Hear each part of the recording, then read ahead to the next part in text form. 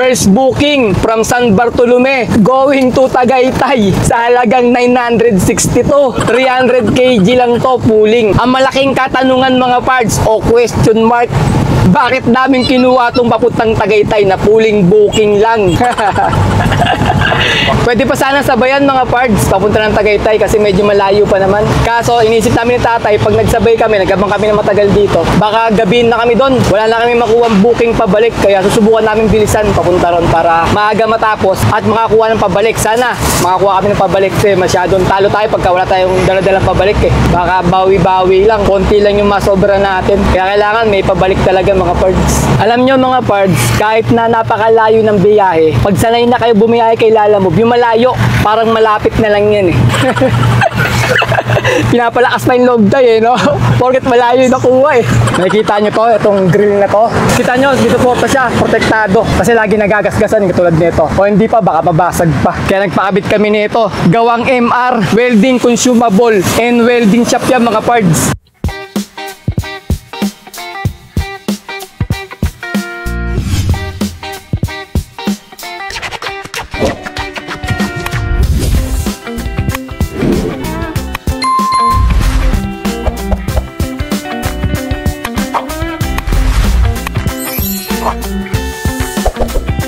Good day mga pards! Today is another booking day na naman tayo. October 17 ngayon, Friday 2025. Time check, 9:09 AM. First booking from San Bartolome going to Tagaytay sa halagang 962. Ang layo ng pick-up location ay 1.7 km. 300 kg lang to pooling. Papunta na kami sa may pick-up location. Ang malaking katanungan mga pards o question mark, bakit namin kinuha itong papuntang Tagaytay na pooling booking lang? Duling ako mga pards. Kala ko nakalagay Taytay. Tagaytay pala. Eh, malaking pagkakawali. Papakancel ko sana kaso mababawasan na naman tayo ng ratings nito. Dalawa.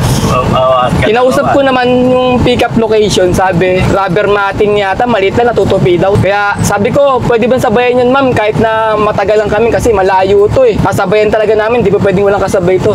Sabi niya okay lang naman daw, hanggang 5 daw yung ano daw doon, hanggang alas 5 daw yung receiving. Alas 5 lang ako pala.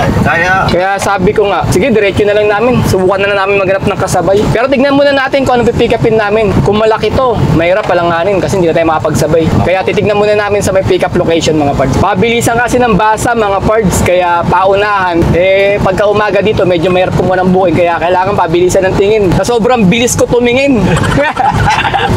Ay, Taytay, naging Tagaytay. Kala ko jackpot na pooling 900 plus, Taytay lang. Ano pala to? Ma'am, ma'am. Pick up tayo mga pards, first booking.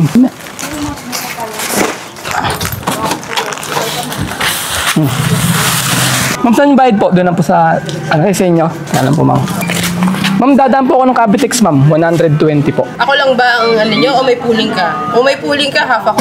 Pooling wala pa po eh. Punta pa kami Maynila kasi wala pong booking dito gaano eh. If ever po na may toll kayo, pwede nyo po i-send sa akin. Pero half lang siya. Kasi nga, may kasabay ako eh. Okay po. Okay lang ma'am, sige po.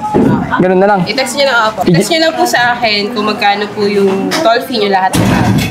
Through Gcash ko babayaran. Through Gcash na lang po. Pero half lang ako doon. Kasi pooling yung inano ko sa inyo. Hindi naman ako lang yung... Kung ako lang, sige. Pero kung meron po akong kasabay, syempre half lang po ako. Diba? Sige ma'am, okay lang ma'am. Walang problema po. Basta kuya, before 5. Before 5 lang Kasi din. wala na akong tao doon. Wala na. Ano ba yun ma'am? Shop to ng ano? Hindi yan siya. Construction po yan. Construction ano? At tabi siya mismo ni Jollibee. Kino-construct na Robinson Place. Sige ma'am. Tawagan niyo lang po yung taong binigay ko. Sige ma'am, sige po. Wait na yan mga pards. Ayaw pa magbigay ng pang Cavitex na 120. Dahil sasabayan ko daw, gusto niya hati pa. No comment na lang tayo. Paano yan mga pards? Road trip muna tayo, malayuan. Kaya ano, sama kayo sa biyahe namin? Sama na. Punta tayo ng Tagaytay. Bale, magpapalamig muna kami doon sa Tagaytay, di ba? Para kasi lulugulugo na kami ni tatay eh, Biyernes eh. Hindi nga umabot ng Sabado. Dapat pag Sabado, doon kami lugulugo eh. Wala eh, Biyernes pa lang lulugulugo na kami. Kaya magpapalamig muna kami sa Tagaytay. Ng baka. Yun, bulalo. Kain tayong bulalo. Lalo. Yan. Ubus kita. Wala tayong mauwi. Sabi ni Nanay. Oh, ba't na kayo na uwi? Saan ba kayo nang pumunta? Tagaytay. Eto nga, may pasalubong kami. Bulalo eh. Time check. 9:51 AM. Nakakuha na kami ng pangsabay mga parts. Pang double booking namin. Second booking natin to. From Valenzuela going to Imos sa halagang 1,530. Ang layo ng pickup location ay 3.7 km.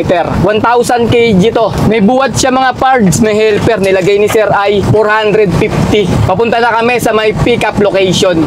Tulungan lang natin para mabilis tayo mga parts. Ang dami to. 38 bucks. Bilangin mo tayo 38.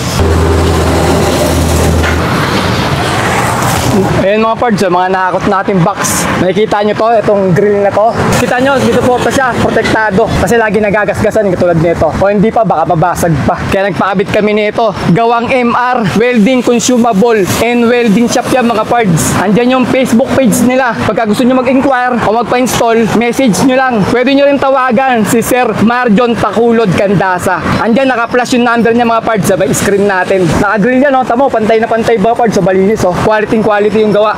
Mga parts, matibay, Ayan, naggagawa rin sila sir ng ganun. Pagka sira na yung mga pintuan nyo, ayan, may lock yan mga parts. Halimbawa, nasira na to. Ayan, yan mga parts, may lock siya. Kaya ayos na ayos mga parts. Protektado na yung natin, salamin natin. Ay, matibay, saglit lang mga parts. Wala pang isang oras. Kaya tapusin ni sir yan, mabilisan. Ayan mga parts, may nakasabay tayo rito. Isang lalamove driver din. 300 kg. May picture tayo. Sige. Ito, ayun yung picture. Ayun. Okay, thank you. Nakasabay mga parts, mag-pick up din siya rito.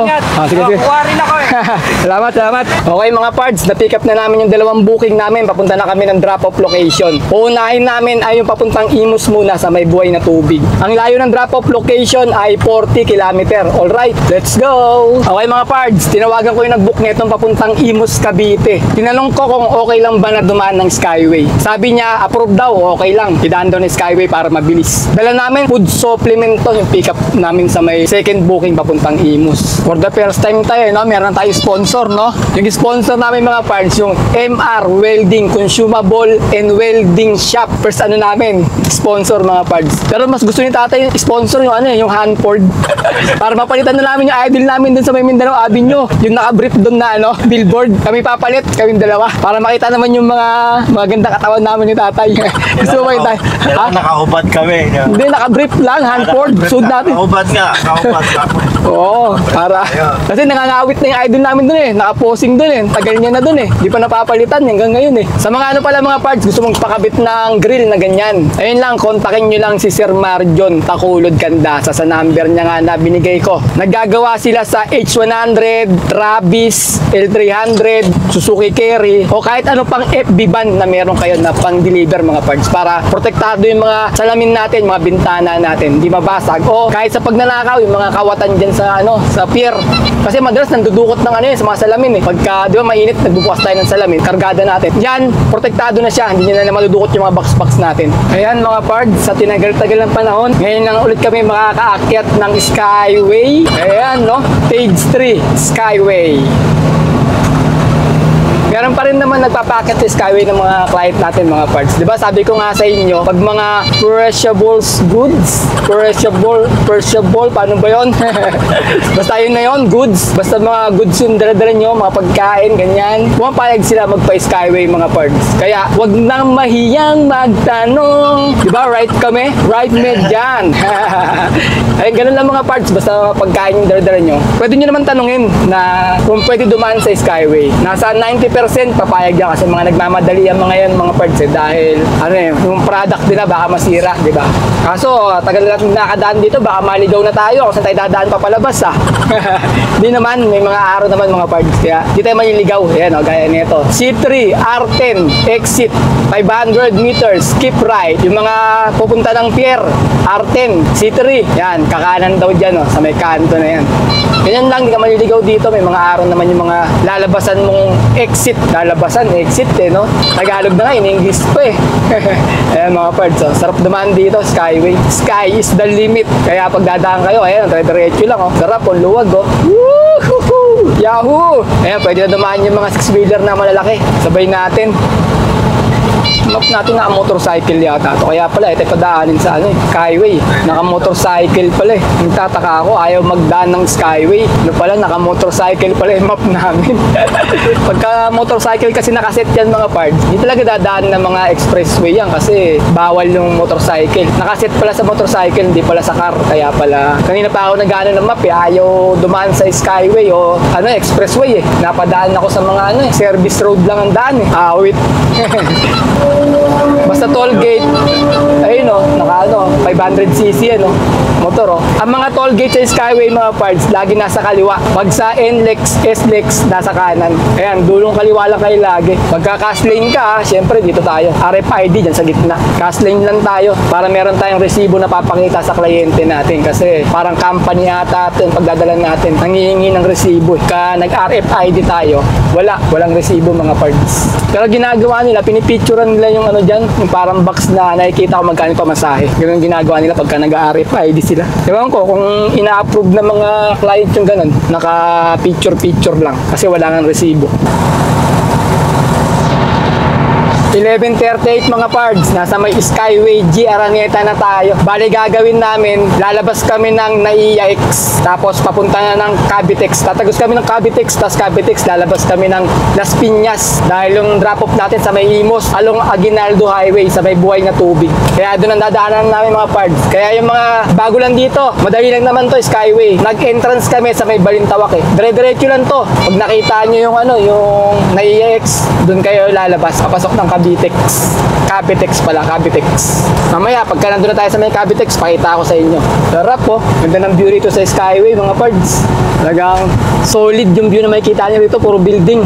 Makita nyo lahat yung mga building niya sa may Makati. Ayan mga pards. Pag may nakita na kayong signage na NAIA, diyan na tayo. Kakanan na tayo dyan sa pinakakanto. 1.3 kilometer papasok ng NAIA X. Yan mga pards. Exit na tayo ng NAIA X. Tapos ilang meters lang may toll gate dyan o toll fee. Magbabayad tayo syempre. Toll gate tayo mga pards. Bayad tayo. Ay hindi, pass-through lang. Oo. Doon pa siguro sa dulo bayad. Binago na naman nila. Dati dito eh. Tapos walang bayad sa dulo. Ngayon pass-through ulit. Nasa dulo, yung exit ng Cavitex, na doon yung bayaran nito malamang. Hindi naman kayo maniligaw mga parts, basta titignan nyo lang yung signage ng Cavite, Cavite. Diretso pa tayo, papuntang NAIA Terminal 3 yan eh.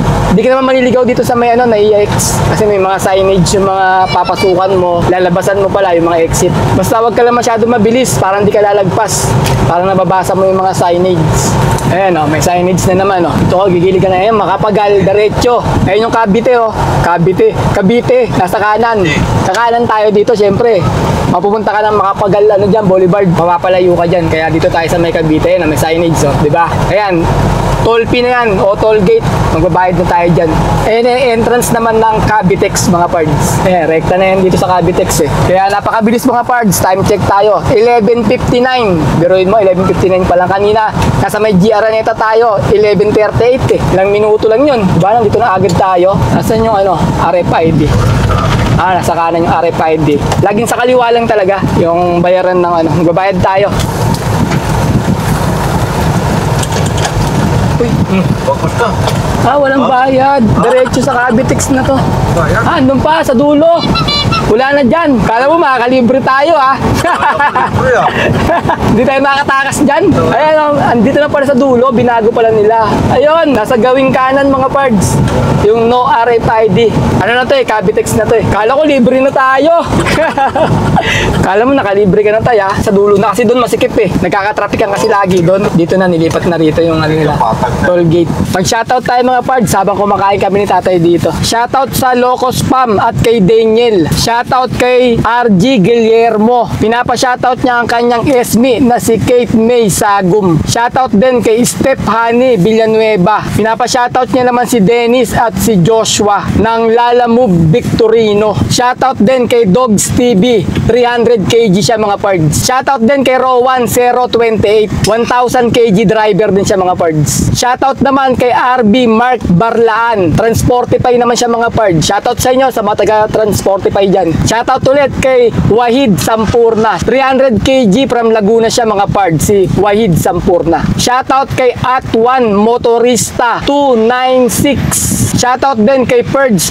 Pinapa-shoutout niya si Paul and Purge. Shoutout din kay Hassel sa kalye. Shoutout kay Arsan M. Pinapa-shoutout niya ang asawa niyang si Aisa Mano. Shoutout din kay Jessie Dato. Pinapa-shoutout niya ang kanyang asawa na si Corina Delen. Shoutout din kay Rulito Malansang. Shoutout din kay Jeff Shore watching from Saudi Arabia. Shoutout din kay Christian James Sebidra. Shoutout din kay Emilio Bando. Pinapa-shoutout niya si Macy ng Honda Cars Kainta. Pinapa-shoutout ni Jessie Sige. Pinapa-shoutout niya ang dalawa niyang anak na si Elisayon at Maria Elizabeth. Shoutout kay Norman Villaflor. Shoutout din kay Kel Lamper 3998. Shoutout kay Krisa Beth Mulawin from Kuwait mga pards. Shoutout ulit kay Gary Canielas ng Pallet Bed Frame mga pards pag-order kayo. Ayun lang mga pards, sa mga gusto magpa-shoutout, i-comment nyo lang sa may YouTube channel natin mga pards kasi mabilisan lang to. Pasyensya na yung mga nagko-comment sa Facebook, di ko na naman sa shoutout gawa ng mabilisan mga pards. Kailangan natin magmadali sa biyahe habang kumakain lang. On the spot kasi to eh. Kaya comment lang kayo sa may YouTube channel natin. Saka minamadali ko mga pards kasi inubos na ni tatay yung ulam eh. Ang dami nagpapa-shoutout eh. Sarap eh. Sarapan eh, hindi na napigilan no. Eto, try ko na lang.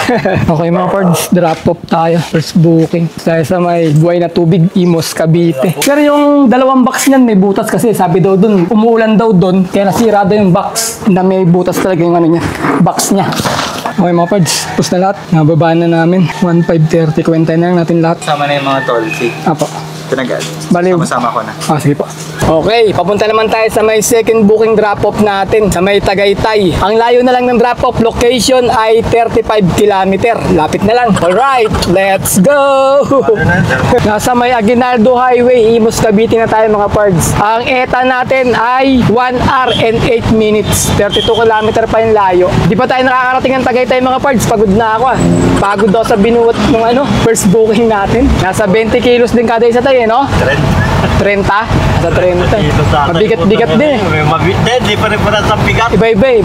Meron magaan, meron mabigat eh. Mabigat, may magang. Pero pwede na rin mga parts kasi binayad na buwat nun 450. Solid na rin yung binayad. Kasi para lang tayo nag-gym, binayaran pa tayo ng 450, di ba? Kaya ayos na rin. Mas ano yun, mahirap yun kung 200 lang binayad tapos ganun kabigat. Buti 450 siya mga parts. Kaya ayos lang din yung pagod natin. Pwede pa sana sabayan mga parts papunta ng Tagaytay kasi medyo malayo pa naman. Kaso inisip namin ni tatay pag nagsabay kami, nagabang kami ng matagal dito, baka gabihin na kami doon. Wala na kami makuha ang booking pabalik. Kaya susubukan namin bilisan papunta ron para maaga matapos at makakuha ng pabalik. Sana makakuha kami ng pabalik kasi masyadong talo tayo pagka wala tayong dala-dalang pabalik eh. Baka bawi-bawi lang, konti lang yung masobra natin. Kaya kailangan may pabalik talaga mga pards. Alam nyo mga pards, kahit na napakalayo ng biyahe, pag sanay na kayo bumiyahe kay Lalamove, yung malayo, parang malapit na lang yan eh.